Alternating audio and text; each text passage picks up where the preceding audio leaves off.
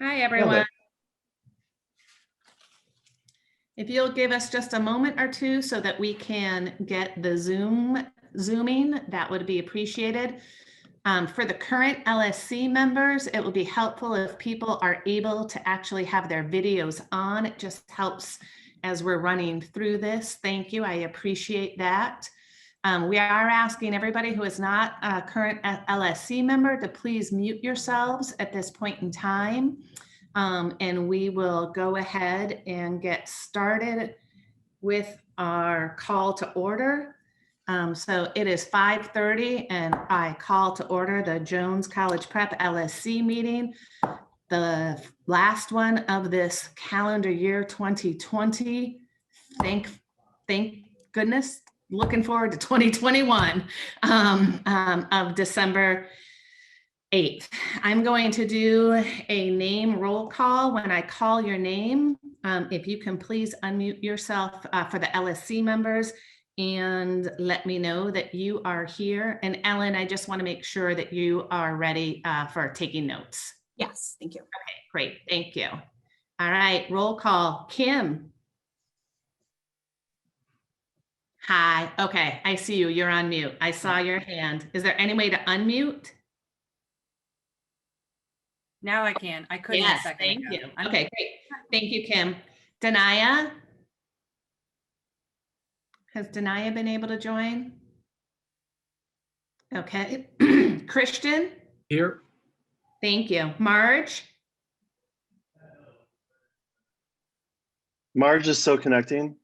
Oh, okay. I will loop back to her in just a moment. Ellen? Here. Latrice? I'm here. Hi, Latrice. Thank you. Hi. Tim? Here. Dr. Powers? Here. Sam? Here. Lainey? Oh, I'm here. And then Danaya, I don't know if you've had a chance to join or connect. If she hasn't, if we can keep an eye out for her, please. And Okay. Lainey, I'm here now. Oh, okay, great. Thank you, Marge. No problem. All right, and then if we can just keep an eye out for Danaya, please, I would appreciate it. So the first order of business is to approve the agenda. Has everybody had a chance to review the agenda? Of course. Great, thank you. Do I have a motion to approve the agenda? I motion. I'm sorry, go ahead. I'm going to take Marge as the motion, and do I have a second? Second. I'll take Dr. Powers just because I saw his lips move on that one. So thank you. The agenda has been motioned to be approved and we'll move forward. The next order of business is to approve the minutes. Ellen? Lainey, I think we have to take a vote on the approval of the. Correct. You're absolutely correct. I'm sorry. Thank you for that. Even functional things like that, we have to take a roll call vote. Thank you. I forgot. Roll call vote. If you can please unmute yourselves. I'm just going to run through the list. Kim? Yay. Danaya? Have you been able to join? No. Okay. Christian? Yay. Marge? Yay. Ellen? Yay. Latrice? Yay. Tim? Yay. Dr. Powers? Yay. Sam? Yay. And myself, Lainey, yay. Okay, thank you. That's been our minutes have been approved. I'm sorry, our agenda has been approved. And if we can now move forward to the minutes. Does anybody have any changes or additions or any comments from the LSC as it relates to the minutes that were shared?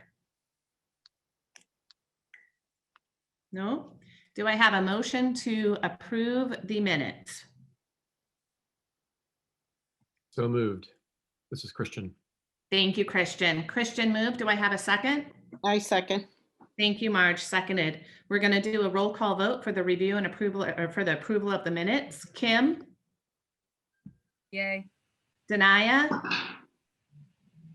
Christian? Yay. Marge? Yay. Ellen? Yay. Latrice? Yay. Tim? Yay. Dr. Powers? Yay. Sam? Yay. Lainey, yay. Great, thank you guys so much. We actually have two special reports tonight.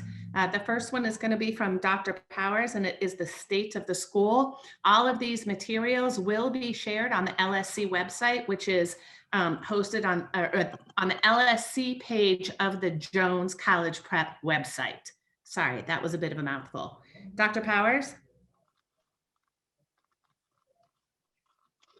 Oops, did I lose him? I think he's working out to share the screen with us. You're on mute, Dr. Powers. Can you see my report on the screen? So I can't, but if we can't see the report, I think because it's going to be posted, I think we can also just move forward with your verbal report. Can anyone else see it? Troy? For a moment, but then it went back to the agenda. So whoever has the agenda is probably sharing screen, right? It's set up so you can There do it is. multiple, but There we go. Something popped up. There? Yep, Okay, are we ready to move forward? please. Okay, very good. Again, it's shared in the chat. It's already on the website connected to the announcement for this meeting, and it will be in the LSC portion of the Jones College Prep website. The annual report or state of the school report is stipulated by Board of Education policy. And each year we present an overview of the school, some of the outstanding features of the school, a little bit about where we've been, what our purposes are, our goals, our mission statement, our vision. For example, in our case, the vision of the ideal Jones graduate at graduation. And additionally, this year, a special statement with regard to diversity, equity, and inclusion. Now, this isn't a report on those efforts right now, but so much more as a statement of that intent and that philosophy. So what you'll be seeing in the coming weeks and months will be more concrete examples of the work that we are actually doing. Mr. Mitchell's report this evening will highlight some of that, and we will continue to do that pretty much on a monthly basis as we move forward. The number of things that are important to note with regard to this report as we scroll through it a little bit there. Our enrollment for this year is right about 1960. It's slightly below that right now. This is happening throughout CPS. Public schools are losing enrollment to private schools, to other non-public institutions. In some cases, people moving out of the city due to the COVID pandemic and the shutdown of schools, and other factors such as that. So it's not surprising that our current enrollment is slightly off of where we started. However, I will say this is the enrollment we want to aim for, somewhere between 1960 and 1970 or 75. The reason for that is based on a recent space utilization report and study done by CPS, we are slightly over our optimum enrollment. Now, we are managing it quite well, but we really don't have room to grow. We can't add 50, 60, or 100 students. We simply do not have space for them, even if we had staff. So we're going to be remaining somewhere in that 1960 to 1970 range. Our student demographics have changed, not a lot over the last year. In fact, over the last 2 years, they have remained relatively, or the previous 2 years to this, remain relatively stable. There have been some shifts, and that is over a longer period of time. The most dramatic shift was the shift and the reduction in percentage of our students who are African American. We had back in 2010, after some significant effort, our enrollment of African American students was approximately 25% of our total enrollment. However, with the change in the selective enrollment process and the things that are related to that, we saw a steady decline until we reached in school year 19, we had at about 11%, and we've remained around 11 or 12% in our enrollment. Our Hispanic enrollment during that time has been remarkably stable, from right around between 29 and 30% roughly. Our white enrollment has increased, but not greatly in those 5 years, 6 years you see there on the chart. And our Asian enrollment has also increased, but not hugely. So this has been a shift that has been slow developing, especially over the last 5 or 6 years. In terms of gender, that has remained relatively stable as well. Basically 60%, 40% female and male. Our low income or fee waivers families, more properly termed, based on the free and reduced lunch programming, has declined slightly over the years, but slowly.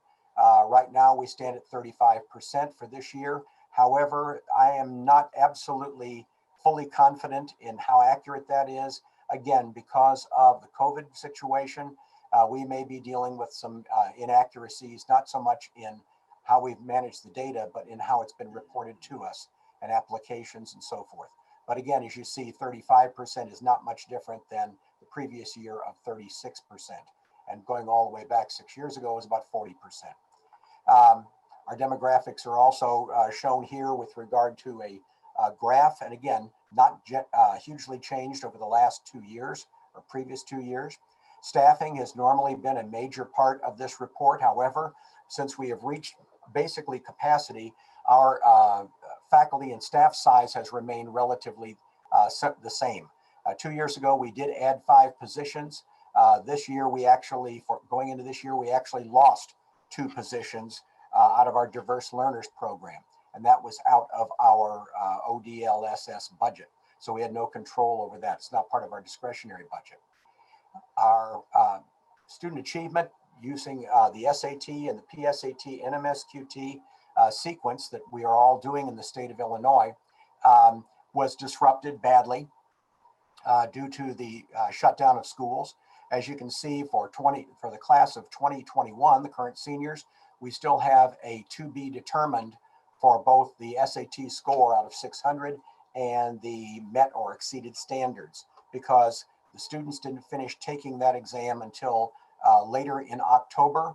It was done over several different times, and we're hoping to have that data sometime in December. So we have a better idea. But as you can see, the students meeting, not only was the overall score going up steadily over those years. This only goes back to 2018 when we started using the SAT, the state started, but the met and exceeded has gone up from 89 to 96%, and we hope for the class of 2021, it's comparable.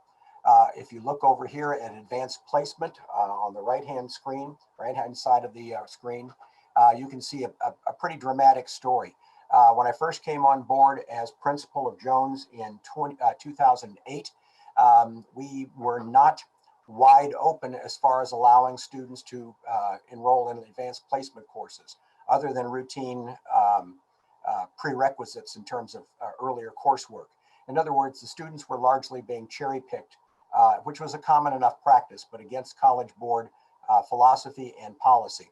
So we opened that up, and instead of our average of students earning a 3 or higher on the AP exams, it went from 64% up to 91%, actually 92 the year before. It's a pretty dramatic increase. You can also see a very large increase, even though in recent years we have been fairly stable in terms of enrollment. Still, the number of students taking the test and the number of exams taken has continued to go up. This year, really would like to highlight our multi-tiered systems of support. This is part of our CIWP effort. We have, as a school, always had great interventions for students. At the same time, they weren't always as systematic as they could be. And the MTSS system provides us with that opportunity to have a robust and systematic approach to supporting students. This is based on referrals from teachers, referrals from counselors, and other factors, grade reviews and so forth, to determine, do individual students need additional support beyond the support, which is called Tier 1, that they receive from their teachers on a regular basis. Well, over here on the left-hand side again, as you can see, our on track to graduate percentage this is for all grades, not just grade 9, has remained fairly steady in the 97, 98, and we even topped 99% at one point briefly, but in a very high 90% range. With regard to curriculum, there has not been a tremendous amount of change from last year to this year, except for the reorganizing of some departments. For example, having a separate department of computer science and technology, dividing the visual arts and performing arts curriculum into two separate departments because of the size and scope of those departments. The counseling department provides excellent post-secondary planning for college admissions and provides us with some great data there on a regular basis. Again, all of this is something you can view. The student life, unfortunately, is more reflective of what was as opposed to what is currently going on with regard to school closure.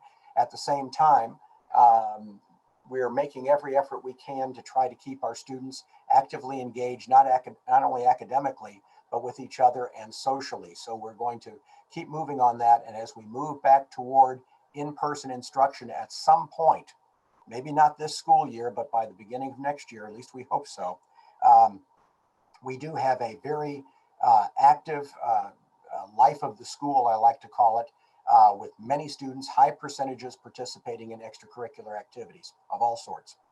Our average daily attendance is down, as might be expected, and it's down across the school system due to the closure, but it's not down hugely. Right now, we are right about 92% average daily attendance, and normally at this time, we would be at about 94%. November was a bit of a dip. We were down to 90%, but again, that is not terribly low compared to overall. Ultimately, once we get back to regular full-time attendance, we'll probably stay in the 93 to 94% range. 95% percentile is actually the desirable target. However, with our students, many of them engaged in outside activities that involve them to be away from school, such as college visits and so forth. CPS used to count college visits as like field trips, and now they haven't for many years. So as a result, we find ourselves, students are absent, regardless of whether it's excused or unexcused, they're still absent. Student rights and responsibilities, as you can see, we have had 0 so far references to the upper levels 3 through 6 of the Student Code of Conduct. And that has been a diminishing number anyway over the years, because we have found many other ways in which we can work with students in a more restorative process to avoid either in school or out of school suspensions. In fact, our out of school suspensions have been very few in the last 7 or 8 years, eventually diminishing down to, at this point, 0 referrals. And I think we had, if I'm not mistaken, of the 4 last school year, I don't believe any of those were out of school suspensions. There may have been 1. In conclusion, I'd like to say that our school has continued to work extremely hard. Our staff is superb. We have excellent teachers. This happens to be my 47th year in the field of education and my 25th as a high school principal. And during that time, I've seen many excellent teachers and very supportive families and school communities, but nothing quite to compare with Jones College Prep. The leadership of within our faculty and staff and our school has been extremely supportive of our students' efforts and their growth. The parents have been also extremely supportive and engaged, and that's a very important thing for our school and for its success. Finally, we did have a virtual open house, which we launched last month, and we are going to keep that up as long as we have the opportunity for people to log in and find out a little bit more about our school. And just one final thing that was mentioned earlier in the report, we did receive this year for the 3rd time the National Blue Ribbon Award. This is a testament to the quality of what our school is able to offer our students and the success our students have. So I'm very proud of that achievement and continue to be very proud of all of you as part of the Jones community. Thank you. Thank you for you. that, Dr. Powers. Is there any questions by anybody on the LSC? I have one question. Someone sent a question in to me to ask us, say, how many applicants for the enrollment were received during the 2021 school year? Applicants who wanted to get into Jones to apply through selective enrollment, it was Yes. over 15,000. Okay, Previously, I think it was 15 to 16,000. And I didn't look at it comparatively, but a couple of years ago, it was the largest number of applications to come to a selective enrollment high school of any of the other schools. And that even included Lane, which is basically twice as big as we are. wow. Oh, A lot of kids want to come to Jones. I don't blame them. that's a testament to the program for sure. The other question that another question that was asked, it says, what percentage of the applications were African American? I don't have a breakdown of that. Okay. I can tell you this, that all but a few, and I wish I had that data right in front of me.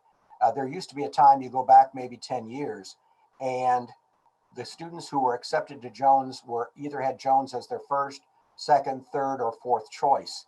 We tended to be a second or third choice among selective enrollment schools. Now we're very much a first choice. So all but a small number, if any, of the kids who were admitted through selective enrollment had Jones down as their, did not have Jones down as their first choice. They were almost all first choice. The breakdown in terms of applicants demographically, I don't know. Okay, thank you. Thank you. Does anybody else have any questions? All right, Mr. Mitchell is going to do the second special report. And Dr. I was going to say thank you, Dr. Powers. If you can unshare your screen, if you give me a moment, I'm going to try to share my screen.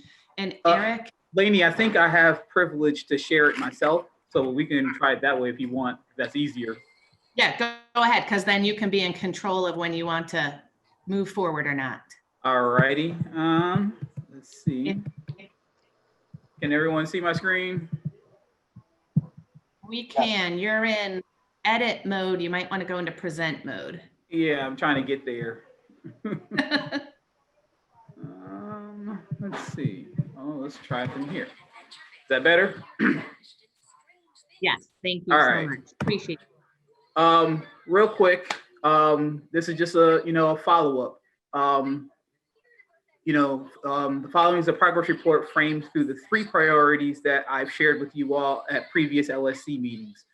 As a refresher, we have developed 3 priorities from which to frame the work that we're trying to do. But using feedback from the staff and from previous LSC meetings, a 4th priority has been added. The 4th priority being work centered around BIPOC hiring or the BIPOC hiring process. These priorities reflect the equity framework that was provided by the district and reflect some of the priorities embedded in our CIWP.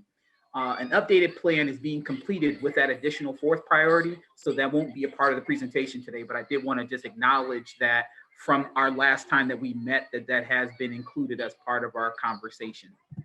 So priority 1, again, to recap, is centered around anti-racist training. And one of the things that we said we were going to do is get a credible outside source. And so I'm happy to report that we are truly finalizing our partnership with Davis Squared Consulting. This partnership is going to be a multi-year partnership. So it's not a one and done PD opportunity. This is something that will start in January of 2021. And the training will be monthly from January through December. And in the fall of next year, we will also be conducting a school-wide equity assessment. Also, as it relates to this first priority of anti-racist training, the administrative team has completed our 10-week session of equity leadership training that we received from Bright Morning Consulting. And so the plan is to take some of that knowledge that we learned from our training, and we're going to meld it with the work with Davis Consulting. So picture, her providing training for a day and several hours of professional development, and then the follow-up would be where you would see, or there would be the evidence of some of our training kind of kicking in. Priority 2 focuses around curriculum and instruction. And some of our work to improve how culturally relevant those things are. And so right now, our update is we have a partnership with the Equal Opportunity Schools. And this is a 2 to 3 year commitment. And by using AP courses as our academic focus, we will investigate how we can improve access to rigorous courses and improve these courses for all students by exploring instructional practices, supports that we provide. This work is anchored by a survey that is administered to staff and students to provide an individual perspective on teaching and learning from all staff and from all students. And we just started our survey process about a week or so ago. Currently, we have about 67% of the staff, or excuse me, of the students who have completed the survey, and about 40% of the staff have completed this survey. And as part of the work, once the survey and we get that data, there will be the development of an equity team that will utilize this survey data to develop a plan that centers around curriculum and instruction. For those who are not familiar with Equal Opportunity Schools, just want to take a moment to give you some of the reasons why we have this survey. So if you know someone who hasn't completed the survey, you might want to help prod them along. It provides a sense of what the dynamics are in terms of AP programming. It helps us guide the changes that we can make to sustain the access and successes to the AP courses. And this is, I think one of the most important pieces that this is an opportunity for everyone who's involved to have a voice and have some say so. So it gives voice to students' expectations and aspirations. So throughout the survey, students can talk about what works, what doesn't work, who they trust, who they don't trust. It's a really comprehensive survey, and it's an eye opener because it is done in concert with the teachers and their perspective of how they're teaching these courses. So I think those are important points to note, as well as it allows us to identify those who may not see the potential in themselves, but have it, and this is our opportunity to kind of help push them along to more challenging curriculum. So those are some of the reasons why to participate in this survey. I do want to preface that it is optional, but we are encouraging everyone for these reasons. Our third priority is centered around student voice, and previously we spent a lot of time talking about revamping or supporting the Student Voice Committee, which is something we're still doing. But I wanted to update you all about a particular program that we are starting in January through Alternatives Incorporated. I gave you the website address. Their mission, as it says here in the quote, supports and empowers Chicago youth to build safer and more vibrant communities. And I'm not going to read it all to you, but this is one of the reasons why we wanted to partner with them, because we are about community building and just improving our overall culture and climate. And this is a way through this process that students can have a little more input. So one of the things that we're focusing our attention on is this this program they have called peer conferencing through restorative justice practices. And we just kind of got the teacher supervisors kind of selected, and we are working through a process to elicit student support. So we'll be starting that process very soon. And then the students who will be selected will participate in training from January to June, and then we'll actually implement this programming in the fall of 2021. Now, the hope is that some of the training and the information that comes from the training can kind of permeate throughout. So it's not like we're just gonna learn something and then wait and implement it in September, but that is the tentative plan right now. Also, we are working with Ms. Jennifer S.C., who is a fellow with the Western States Center. I mentioned her the LSC meeting in October, I believe. And so since then, she has popped in at one of our staff Q&A sessions and kind of introduced herself. But our next steps is for her to meet with club sponsors and to kind of get their feedback on the support that they want as adults and how to support some of our clubs and our students. And then she'll in turn meet with some of the students and find out what their needs are, what do they need from the adults in terms of supports. And so this work is scheduled to start in January as well. So in closing, again, the purpose of this is just to kind of remind you of our priorities and update you on this progress and I framed it based upon the priorities that were listed. As I stated, as we do this work, it's important to note that it's not easy and it doesn't happen overnight, and that we are definitely trying to keep a high level of transparency with the work that we're doing, and as we continue this journey to improve our school. So as I've updated you all, our goal is to update the website, and if you didn't know that there is a link, or there is a tab, if you go to the Jones website, under the About area, there is a tab for equity, and some of this information previously, so what led up to here is listed there. And so again, our goal is to update that monthly as well. So if there are any questions from the LSC, I can entertain those at this time. Eric, just one thing that I wanted to know, because I thought this was interesting, is that the partnership that you're doing with Alternatives actually involves a JCP alum who works there. Is that correct? So I know of a JCP alum who works there, but I'm not sure if they're going to be working directly with us. I just thought that was very interesting and kind of shows that connectivity that we can have out in our community. But that also the work that is done in partnership with the Office of Social and Emotional Learning. So I think it's a good interweaving of some of the different resources that we've been talking about tapping into. So thank you.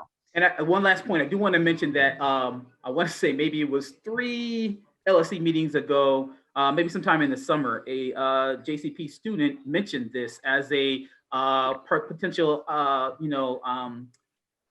think this was in discussion around the SRO, and they mentioned this programming as a different way of support. And so just want to mention that, like, again, we're listening and actively taking next steps. It was a great idea, and once we follow through, really looks at like this is going to be something that will be beneficial for us as a whole moving forward. Great, thank you. Do any other LSC members have questions for Eric? I just have kind of a comment for Eric. Thank you for continuing the work that you started single-handedly a number of years ago before I was on the LSC. And I think we found out quickly that you had a very monumental task at hand that you were trying to take on your own and trying to do some homegrown things within the school. So I hope that you are seeing the new initiatives taking effect and then having some impact. And my hope is that you feel like these services that we are getting from the outside are helping.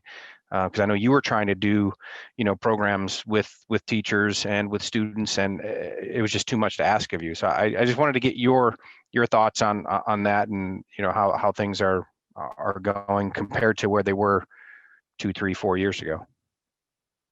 Well, the short answer is that we're making progress. I think that as a school, we're in a different place than we were even a year or so ago.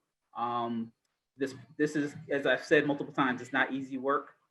This is a team effort, and it definitely, I may be the one saying a whole lot of information, but there's definitely a team effort involved in all of this. So I definitely, want that to be clearly stated. But to answer your question, we're definitely moving in the right direction. And I'll just leave it at that, because it could always be better.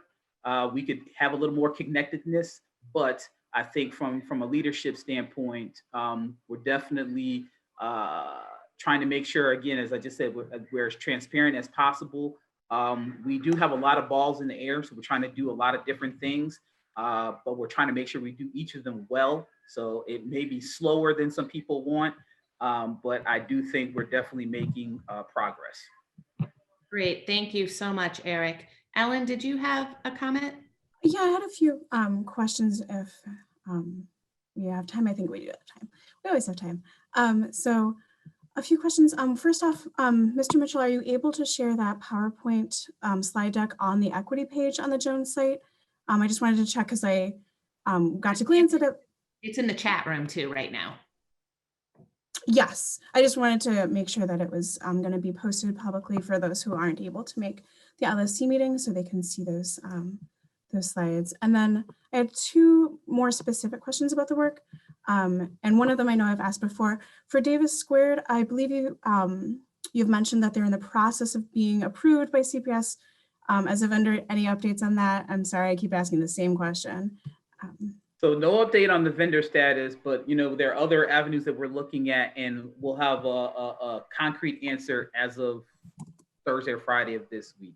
But at the end of the day, things are looking very well. Right now we're tentatively scheduled for either January 6th or January 20th as our start date. So it is really going to happen. And then my last question was around the equity leadership training that the administrative team has completed. And you mentioned that you were going to incorporate skills and tools from that with our forthcoming work with Davis Squared. Do you have just like a vision for that, or like an idea of what that might look like, especially for parents who may not? So the vision is this. After talking with Davis, she's mentioned that her approach is to build foundation. So let's just say the first couple of sessions are really talking about, well, let's just say that if we're talking about systemic racism, then there's a history behind it. So maybe one of the first sessions will be, providing that historical aspect of,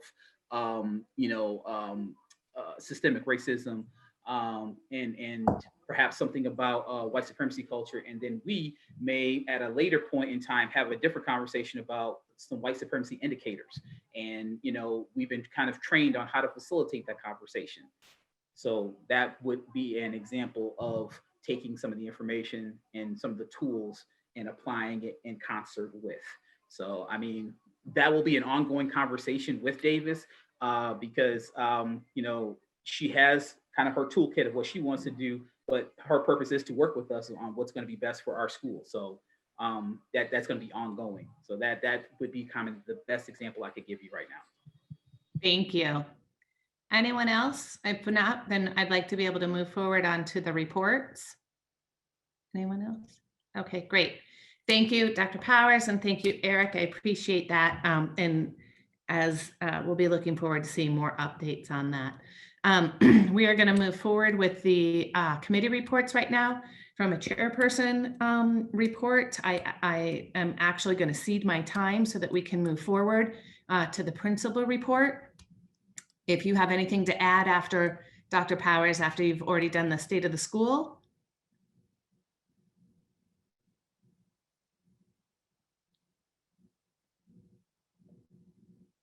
Ooh. Screens just went crazy, or at least mine did. Dr. Powers, did you want to make any additional report for the principal? You're on mute. And I think we are stuck on mute.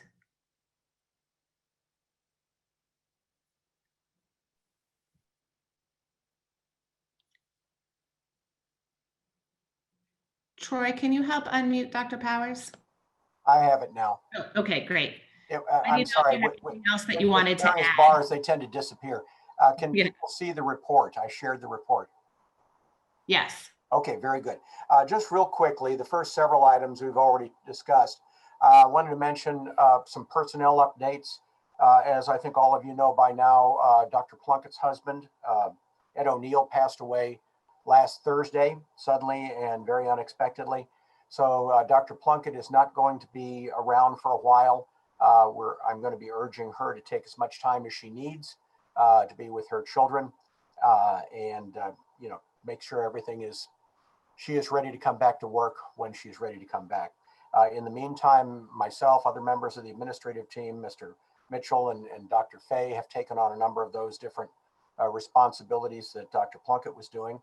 In addition, Elizabeth Edelman, who has been for the last several years our Director of Student Services, is resigning effective at the end of this week, the 11th, to go into the private sector where she had been previously. So we're going to miss her. She's done a tremendous job supporting all of us in administration, all the teachers, the counselors, and most importantly, the students, establishing various student services and support for that. We're going to be moving ahead with some realignment of responsibilities related to the student services area, hiring a director of testing or a testing coordinator, and spinning off some other duties to other individuals. In addition, we have several people who are either on leave right now or are going to be on leave in the coming weeks and months. And we have been able to employ some outstanding people to serve as temporary assigned teachers.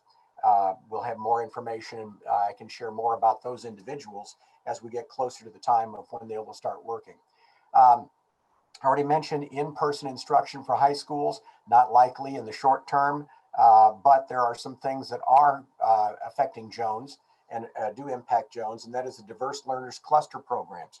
We have 2 programs in our school that we host, the Moderate Cognitive Program and the Severe and Profound Program, and those classrooms will resume in person in one form or another, in-person instruction starting on January the 11th.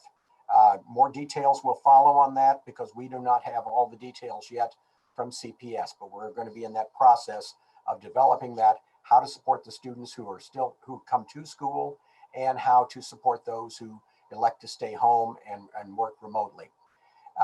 There was an announcement earlier this week that the Go CPS selective enrollment deadline has been postponed to January the 8th. It's not a surprising thing given all the delays we've had in so many other things this past 8 or 9 months.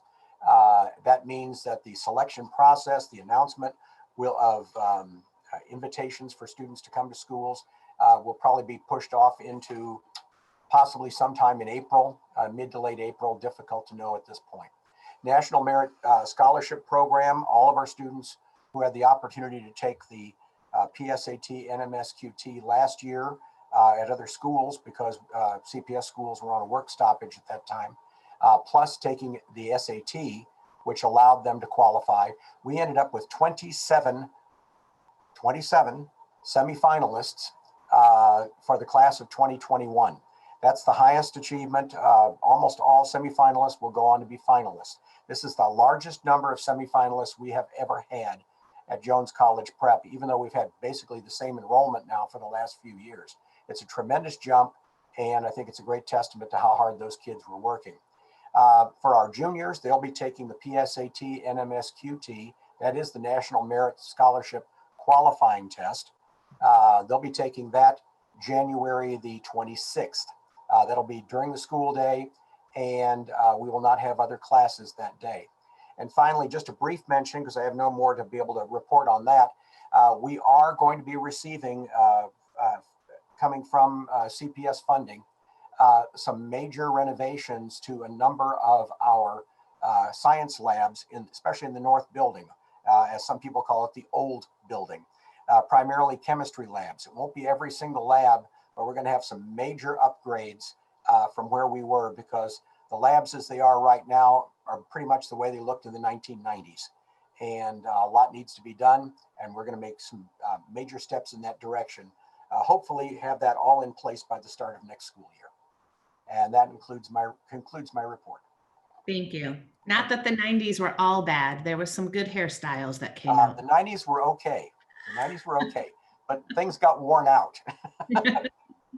Is there anybody that has any additional questions for Dr. Powers? Anyone from the LSC that has questions? If not, I'd like to be able to move forward to Denaya for the student report.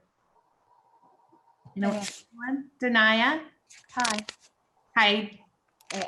Excuse my tardiness today. I was having Wi-Fi troubles. You are all good. Thank you.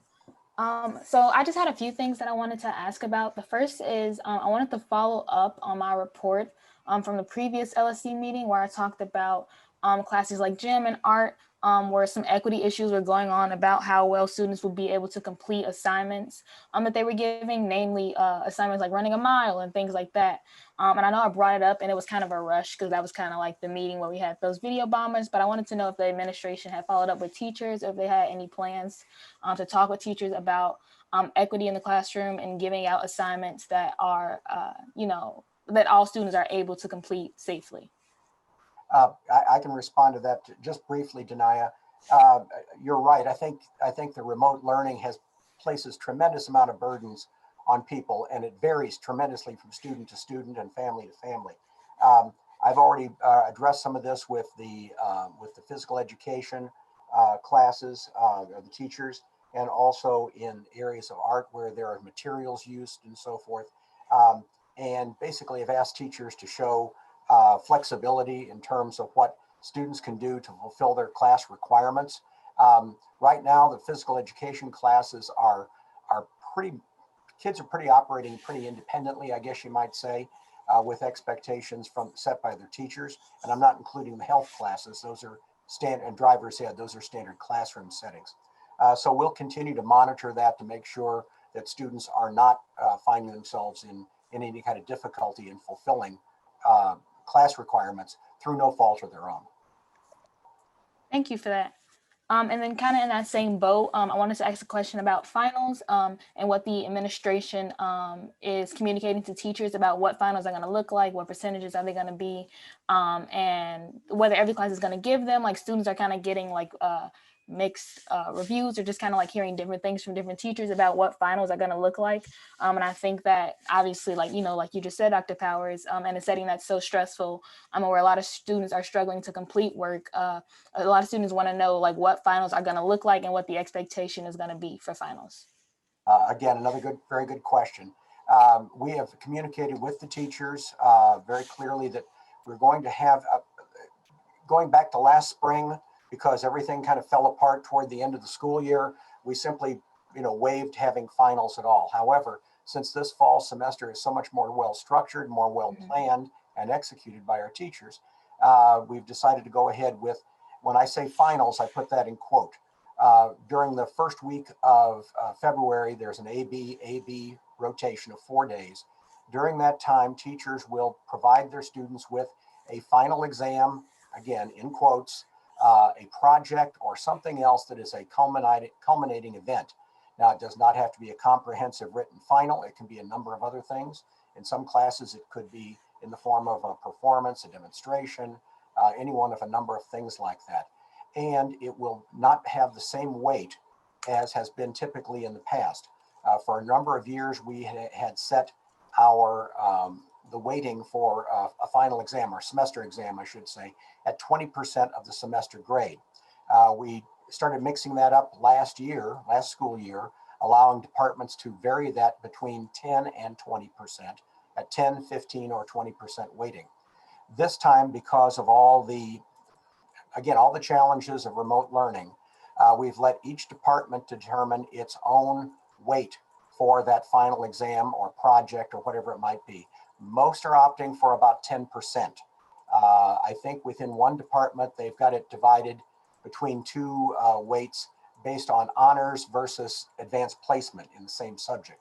So they're making a little bit of variance there. But each teacher should be able to communicate to all the students in his or her classes in terms of exactly what the weight is going to be and what the nature of the assessment is going to be. Also, there will not be a special schedule during that week. It'll just take place during those class times, that first week of February. Dr. Powers, Denaya, just really quickly, is that something that the teachers are going to be communicating out to the students and the families soon? They should have. Okay. We'll remind everybody. Okay, I think a lot of people feel like, we're still some distance out, but I can also include that with the reminders that go out with our updates for parents, so the parents and students, so you all know. Sorry, Denaya, please proceed. Yeah, it's fine. And then just one more thing about the EOS survey that Mr. Mitchell talked about in his piece. So in the EOS survey, it did talk specifically about advanced placement classes. So I kind of had two questions from that. One, what is the equity team that Mr. Mitchell referenced? Who is going to be on that team? Is that mostly going to be from the organization that put out the survey or from like Jones staffers? And then also, I just kind of want to ask why or what other, I don't really know how to phrase this, but what other priorities are the administration taking besides AP classes? Because I think a lot of students on the student side were kind of curious about why we were getting a survey that was specific to AP classes rather than, or when we're not seeing as much student facing like student seminars and things like that, where students themselves are like talking about race with each other. So we just kind of want to know where the priorities were stacked, or if that's just like an opportunity that the administration saw and just took the opportunity because, they had it. that was kind of a lot, but yeah, two Ms. questions. Mitchell, would you like to respond to that? Because you've been working with it as much as I have. Yeah. Denai, can you repeat the first question? Because I kind of Yeah. got lost up trying to figure out how to answer your second question. So what's the Yeah. first question again? I'm sorry about that. The No, it's first okay. question was just the equity team that you referenced in your report, is that going to be mostly like Jones staffers or mostly people from the organization that put out the survey, or a mix of both? That is a great question. Yeah. It is a mix of both. Equal Opportunity Schools, you can Google them. They are a national organization. And that also kind of speaks to the second part of your question about the why.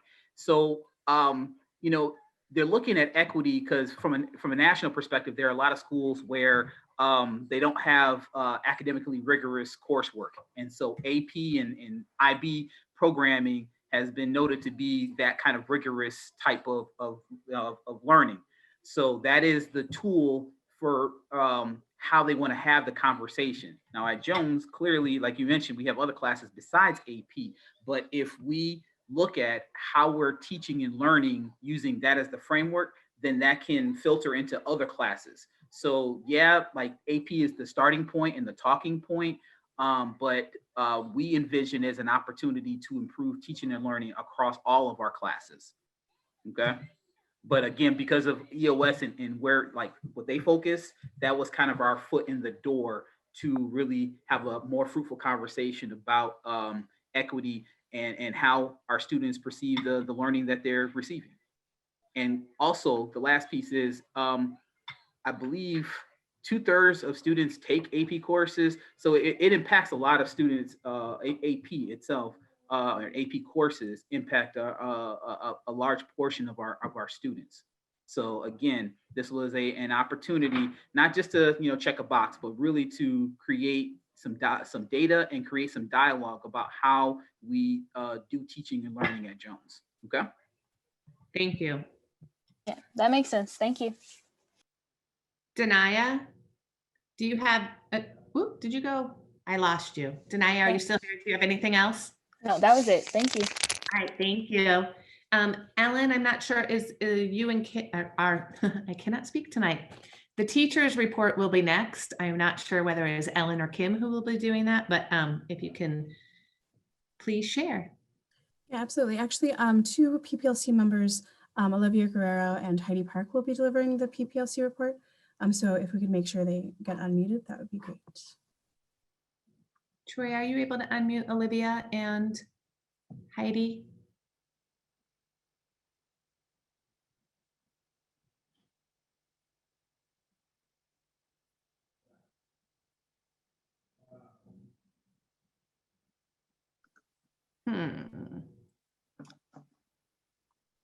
Olivia, are you good?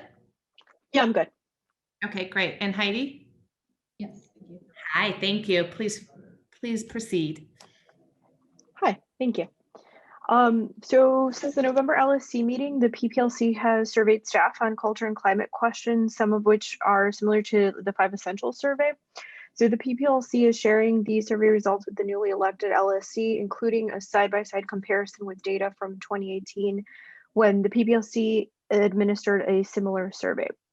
Both the PPLC and administrative teams will be looking at the survey data prior to our January meeting, with a focus specifically on identifying areas where improvement or growth has occurred, as well as areas that continue to need improvement. We recommend that the LSC complete similar work to inform any questions they may have and bring those questions to the January LSC meeting. On Tuesday, December 1st, the PPLC met with the administrative team to discuss MTSS, Eagle Lab, and progress on the racial equity proposal action items. In terms of the MTSS updates, we learned that the team has begun to meet regularly starting December 2nd. And the admin team shared with us that between November 12th and December 1st, there were 12 referrals, 7 of them being seniors and 5 juniors. There has been conversation around using data to identify students for MTSS interventions in addition to teacher referrals. And we look forward to hearing from the MTSS team both via email to update the whole staff and at a future LSC meeting for more information on the status of MTSS at Jones, including the processes to identify students and the plans and supports that can be implemented once students are identified. Olivia, just for my reference, can you please say what MTSS stands for again? Yeah, the MTSS is the multi-tiered systems of support. Great, thank you. I just wanted to, I know you guys live it and breathe it, but as a general, that it just is a term that I think is helpful to have defined. Thank you. Heidi? So the PPLC brought up concerns from teachers about Eagle Lab lesson development and communication with teachers and the school community as a whole. We suggested that the administrative team construct a cohesive curriculum map and form a team of teachers to build out lessons that are differentiated by grade level, as this task is too much to ask of a single person. This idea was also brought up at the administrative Q&A session on Wednesday, December 2nd. And on Friday, the administration reached out to the entire staff to put together a teacher team for Eagle Lab lessons for the remainder of this year. The PPLC asked the administrative team to update us on their progress towards racial equity priorities at Jones. We are sharing our racial equity action item progress tracker with the LSC, which is updated as of December 7th. We plan to check in on progress at each LSC meeting. We are also awaiting an update on findings of hiring practice conversations at Jones and how those findings will be used to ensure equitable hiring practices in the future. The PPLC asked that the newly elected LSC look over this progress tracker as well as our teaching staff survey prior to the January LSC organizational meeting. We asked that the LSC, along with the PPLC and administrative team, look at the data, survey data in comparison to 2018, with a focus on areas where growth has occurred and areas where improvement is still needed to build a more equitable, supportive, and welcoming Jones community.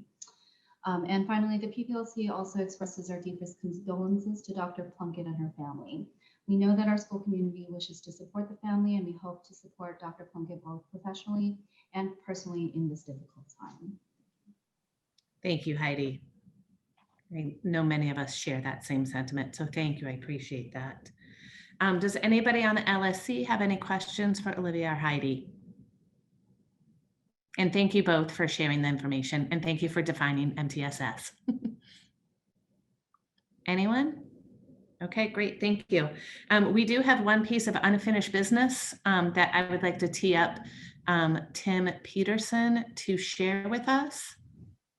Yeah, I just wanted to revisit the kind of topic that we talked about last month, but really didn't have much time to review, and that was the request from Old St. Mary's School to support them in their bid to hopefully deny a marijuana dispensary from moving in just a few hundred feet away from their front door.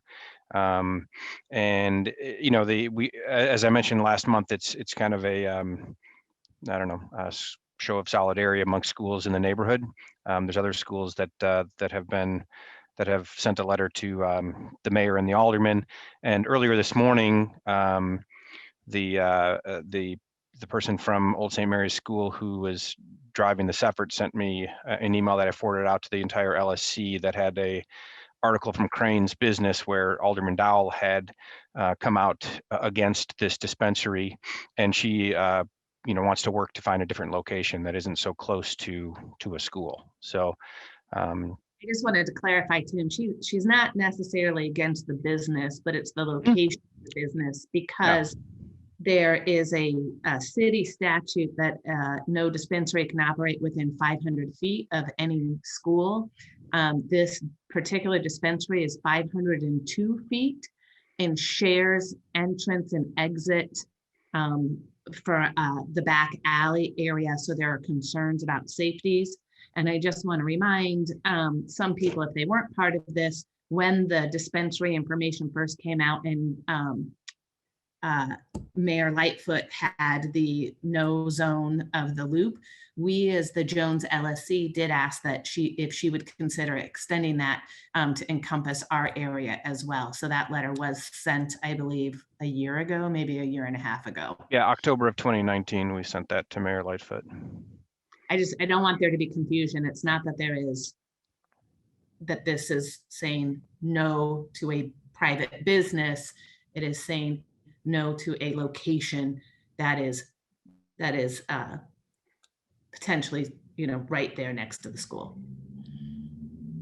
Ellen, I know that you had, I know that you had asked that we put the time, put this to this meeting so that everybody had a chance to review this. And I just want to make sure that you're comfortable. And is there any questions from anyone else on the LSC?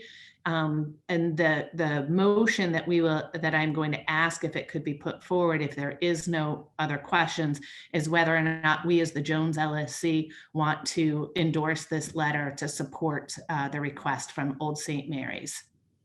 Amy, may I add one quick item? And again, I'm not sure if Tim mentioned this, but Alderman Pat Dowell of 4th Ward has strongly supported this particular idea. Again, not that it's against the business itself, it's the location of the business and immediate proximity to a school. So Alderman Dowell has spoken out very strongly on that as well. Yep, thank you. Sorry, Ellen, I've cut you off twice. I just wanted to say, I just wanted to make sure I had time to read the letter, which I have. Yep, great. Does anybody else on the LSC have any questions?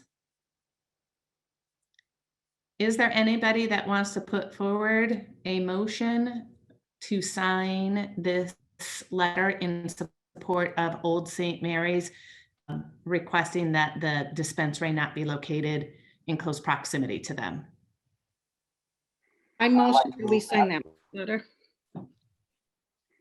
So sorry, who made, Marge, did you make the motion? Yes. Okay, and do we have a second?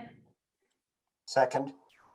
Thank you, Dr. Powers. We need to do a yay or a nay vote on this. And so I'm going to run through my handy napkin here that has everybody's name on it.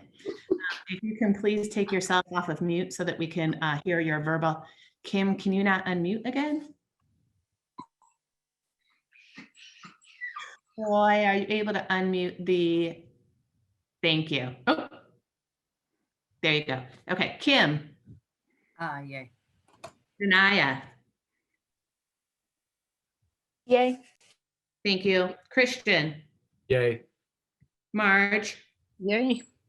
Ellen. Yay. I'm sorry? Yay. Thank you. Latrice. Yay. Tim. Yay. Dr. Powers. Yay. Sam. Yay. Myself is also a yay, so that's a unanimous yes to pass that we will sign this. Tim, I don't know who needs to sign that, whether you want me to sign it or Dr. Powers, but just let us know. Or it can just be on behalf of the Jones LSC. Yeah, that's what I'll plan to do. Okay, great. All right, thank you very much. I appreciate that. We are now going to move to the public portion, unless there's any other new business that we need to discuss as an LSC, but I don't think there is. It's not on there. I'd like to move to the public participation. If you are interested and want to talk about it, I just want to remind everyone that we ask that you please keep the comments on topic, and you have 2 minutes to speak. If there's anybody that would like to speak during the public participation, if you can please raise your hand or make a note in the chat. Hey, Lainey, can I start the public participation? Yeah. Okay, I figure I don't have to be unmuted. I'm already unmuted, but I just wanted to give some shout outs here, if you will. I want to thank Dr. Powers and the admin for their open door policy over the last 2.5 years that I've been part of this LSC. Troy, thanks to you as well for helping us organize meetings, documents, surveys, etc., because we really got thrown in the deep water here, and we needed some help, and you stepped up. So I appreciate that. Lastly, I want to thank all of the new parents who ran for positions.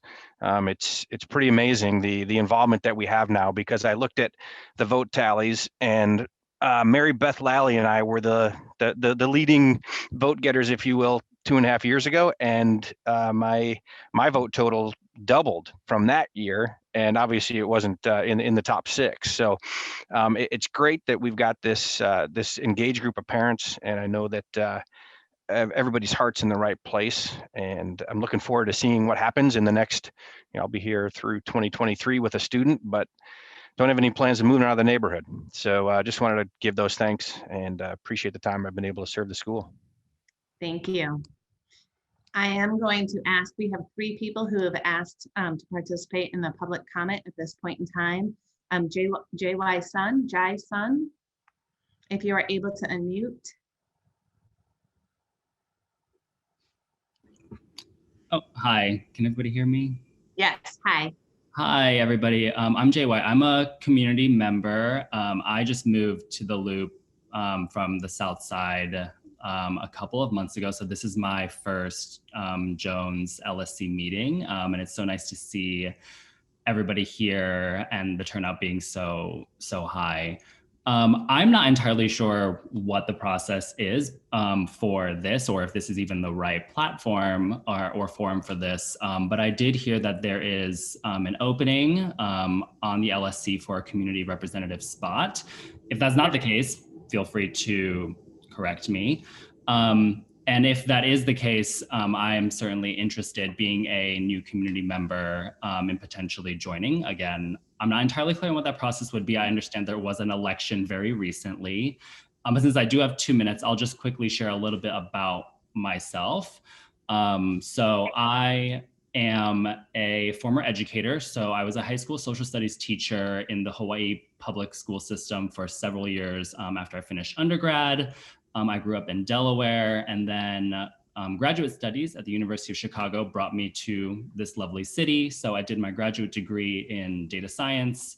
And for the last several years, I've been working as a data scientist, mostly for focusing my work in the education sector. I worked for an education nonprofit called Leap Innovations that's based here in Chicago. And then a couple of months ago, I transitioned to an analytics job at the Noble Network of Charter Schools. And, being new to this community that, Jones is a part of, I'm certainly interested in doing whatever I can to support young people in our communities. I don't work directly with students anymore, but I'm always looking for ways to push for and fight for justice and equity. And of course, schools are a very clear avenue for us to do that sort of work. So I'm more than happy to answer any questions or just leave my comments at that. And if anybody can even give me more information on what I should do from this Actually point. like to ask you, JY, if you can, in the comments, if you can just put a comment directly to me with a way to contact you, we will get you the information regarding the next steps as it relates to that. Awesome, will do. Thank you all so much. Great, thank you. Thank you for joining and participating. We appreciate that. I'd like to acknowledge Sarah Ma. Sarah, are you able to unmute? I don't see you. Sorry, Miss. Okay, I was just able to unmute. Great, thank you. I will be quick. I kind of wrote something down and it's a little bit long, so I'll try to shorten it up. But I'm Sarah Ma. I'm a parent of a freshman at Jones.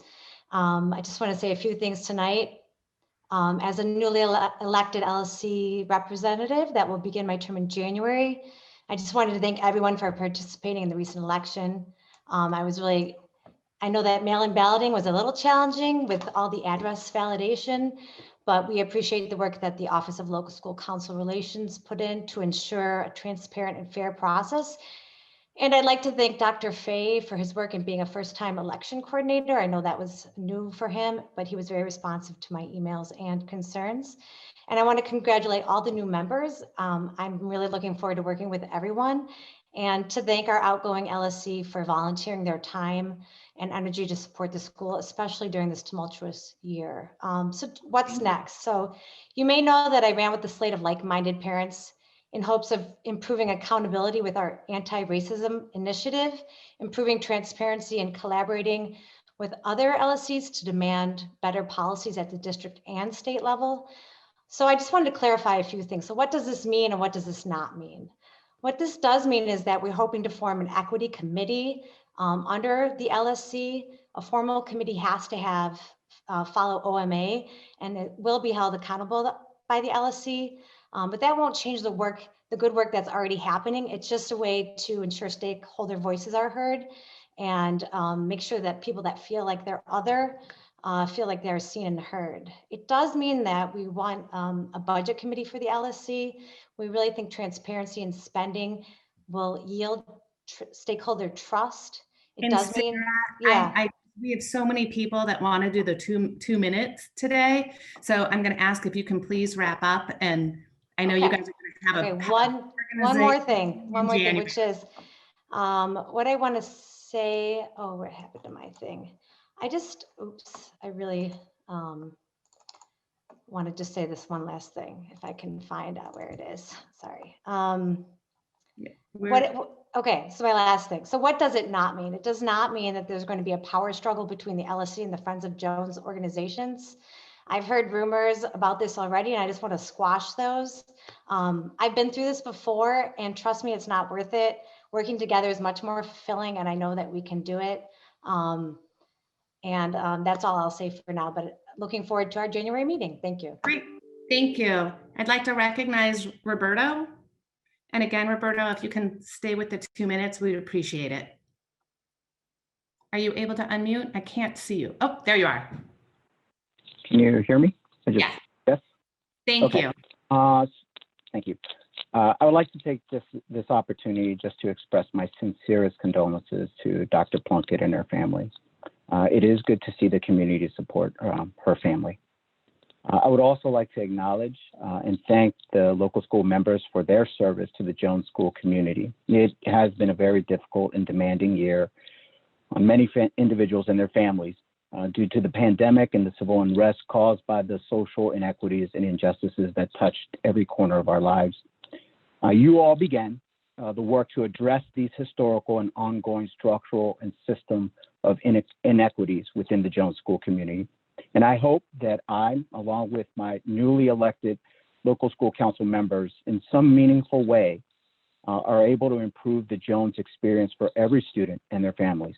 And I look forward to working with the newly elected LSC members, the administrative leadership team, and equally important, the students and their families, and the student organizations, including the Asian American Club, the Association of Latin American Students, the Black Student Union, and the Student Government Associations. Thank you. Thank you, Roberto. I appreciate that. Next up, Cassie. And I'm sorry, my screens are not showing me people. Are you able to unmute? Yeah. Okay. Oh, I see you. Thank you. Hi, thanks so much. I just wanted to say, thank you for both the support of the voters who supported me and the rest of the slate. And really, I really think to echo what Tim had said earlier, the turnout was phenomenal. And I just think that says a lot about the school community, how engaged people want to be. And I think that's really positive going forward. Really the LSC is the representative of the entire school community. And I hope that everyone continues to stay engaged in 2021 and continues to turn out to meetings. Sarah mentioned committees, and committees are really a way for non-LSC members to also really get deeply involved in the work of the LSC. And I hope people really take that into consideration as something they want to do. And then I just wanted to ask Dr. Powers to make sure if we could advertise this community seat vacancy, especially since we have the upcoming winter break. It would be great. I think candidates need to basically fill out the same forms as you would if you were running. Then, if those could be shared with incoming LSC members, applications would be really helpful. All right, thank you, Cassie. Thank you so much. Jacqueline. And I don't see a Jacqueline on my screen. Is there a Jacqueline? There we go. It wouldn't let me unmute, but we're good to go. All right, sorry, thank you. Yeah, no problem. So I just wanted to kind of vocalize an email I sent to administrators and counselors a couple weeks ago about wanting to push for some more sort of creative ways of helping students get connected. I did get a response that it was going to be talked about in an administrative meeting, and just wanted to kind of speak about it so other people are aware. I work at another CPS high school, and we've been doing things like town hall meetings, award ceremonies, staff versus student trivia, Among Us tournaments, virtual talent show, spirit weeks, just all kinds of things to try to help kids have fun. They are feeling, super disconnected and quite literally invisible. And so just trying to find ways to acknowledge them and to know that they are seen in the Jones community. And so I'm really hopeful that something will come of that.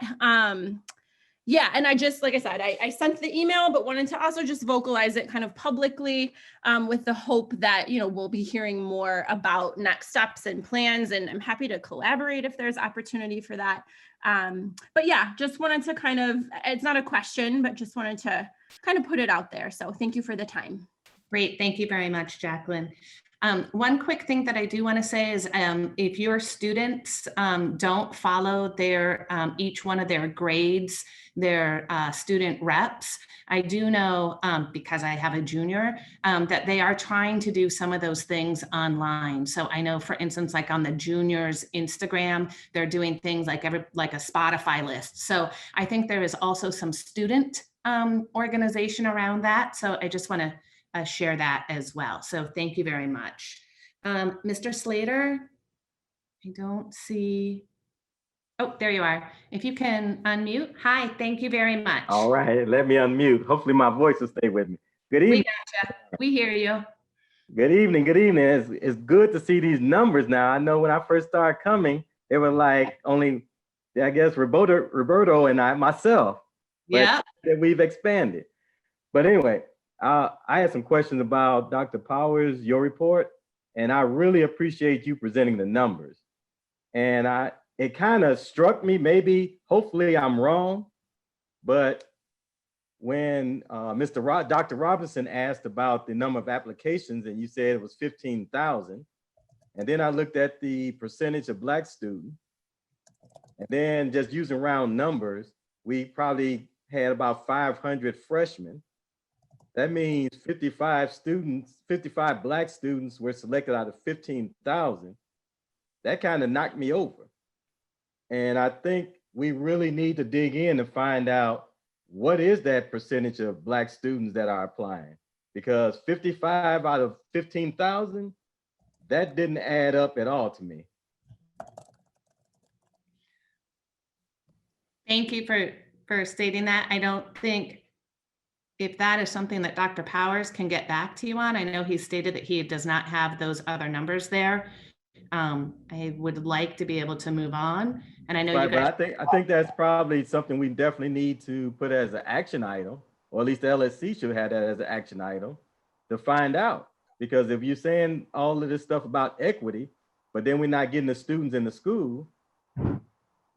I believe that has definitely been a point that has been made. And Dr. Powers, I think if you want to acknowledge that, because I think that is absolutely something that should be looked at and addressed moving forward. Thank you. I do so. Thank you. Okay. Daniel. Is Daniel still on?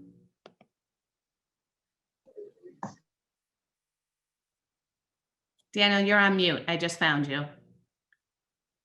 Can you unmute yourself? Troy, can you help Daniel unmute? I'm sorry, I think he unmuted me earlier and then I muted myself right away. Thank you. I just want to say thank you to the current LSC and the outgoing LSC. This is my first time ever participating in an LSC. I went to an LSC meeting once in middle school, but it wasn't anything big. I was just helping set up. But I feel like this LSC has been getting more engaged with the students, and I really appreciate that. And I also appreciate the hard work that has been done to get started these programs. I know sometimes like it's changed. Why should I start it and not be around to see it? But I think this LSC has not had that mindset and have started some big changes in the Jones community that I really appreciate. And it's also great to see a democratic process that is working and not being questioned, and I really appreciate that. But yeah, I just want to thank this LSC so much for including the Jones community and doing so much hard work. I also want to applaud the incoming LSC that I hope that they can do an amazing job as well. Thank you guys so much. Have a nice night. Thank you, Daniel. And I will say I particularly appreciate having students that are willing to come and participate in these. Denia has been a wonderful voice for you all, but that doesn't change having students participate in this process. So thank you for showing up and for doing that. Really, really it's very important. And our final person that I'd like to recognize is Elaine Bug. And Elaine, I saw you. I know you're there. Oh, I see you. And you're on, it's still muting.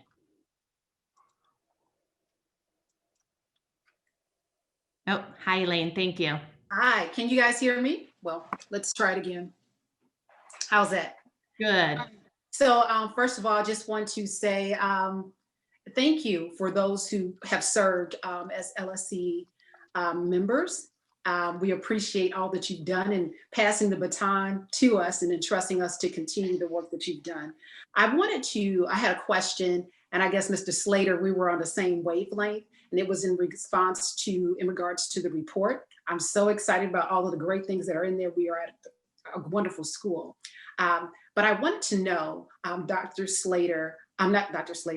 Powers, if you have a plan to address the decline in enrollment for African American students.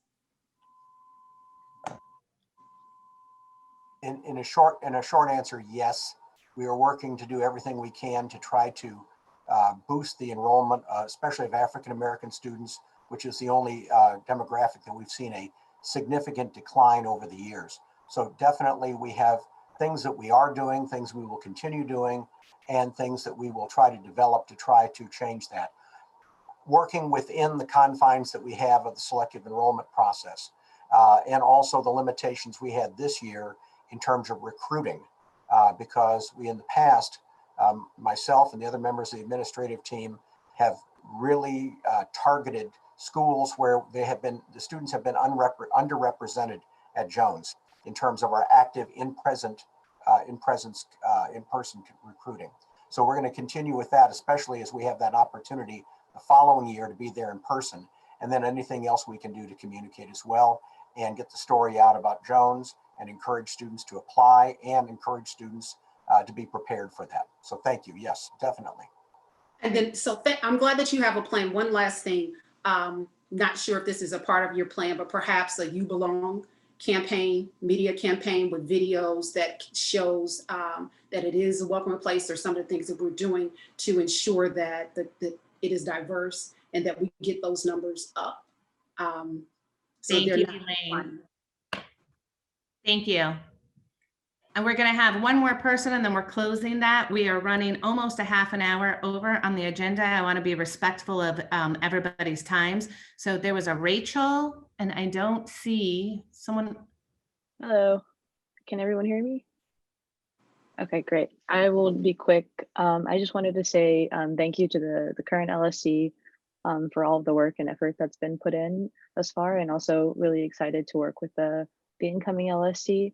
I did want to, I'm going to be serving as the community representative starting in January, but I did want to echo Ellen's point about the PowerPoint on the equity page, because I'm currently seeing the PowerPoint, but I'm not sure if that's the one that's the updated PowerPoint. All of the materials are going to be updated post this meeting. Sorry, I put that. This meeting. Excellent. Yeah.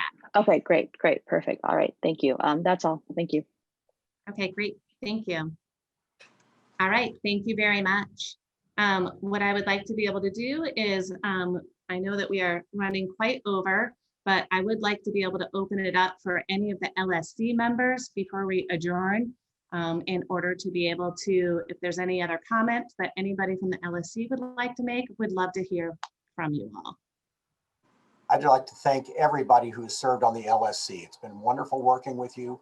I look forward to seeing you in other capacities and being involved in other ways at our school. Again, thanks for volunteering your time. Your dedication and enthusiasm for our school has been wonderful and inspiring. So thank you again. Thank you.